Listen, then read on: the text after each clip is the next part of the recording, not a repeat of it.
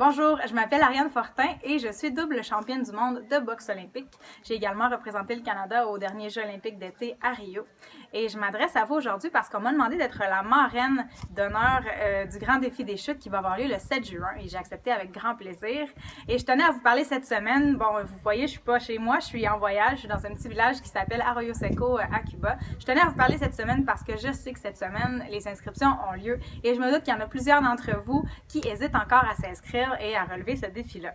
Et quand j'ai parlé avec l'un de vos enseignants, Jean-François, qui m'a demandé d'être la marraine, il m'a dit « Ariane, tu es la meilleure pour motiver les jeunes à s'inscrire puisque tu es une athlète de haut niveau et les athlètes de haut niveau, vous êtes habitués de relever des défis. » Et donc, j'ai cherché, je me disais « Bon, c'est quoi la meilleure manière là, de convaincre les gens, de motiver les gens à sortir de leur zone de confort et à tenter de relever ce grand défi-là? » Et puis, je me suis dit « La meilleure manière, c'est de moi-même relever le défi. Alors, je m'engage avec vous à courir le 20 km le 7 juin. Donc, ça veut dire que je vais m'entraîner moi aussi plusieurs fois par semaine dans les mois précédents pour pouvoir vivre cette belle journée-là avec vous.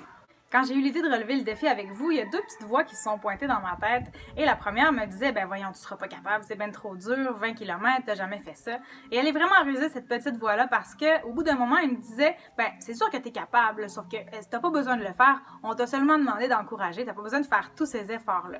Et là, il y a une autre petite voix qui est arrivée puis qui a dit, hey, mais Ariane, imagine à quel point tu serais fière de toi si tu travaillais fort et tu t'entraînais et t'arrivais à courir 20 km. J'ai choisi d'écouter cette deuxième petite voix-là parce que c'était pas la première fois que je l'entendais.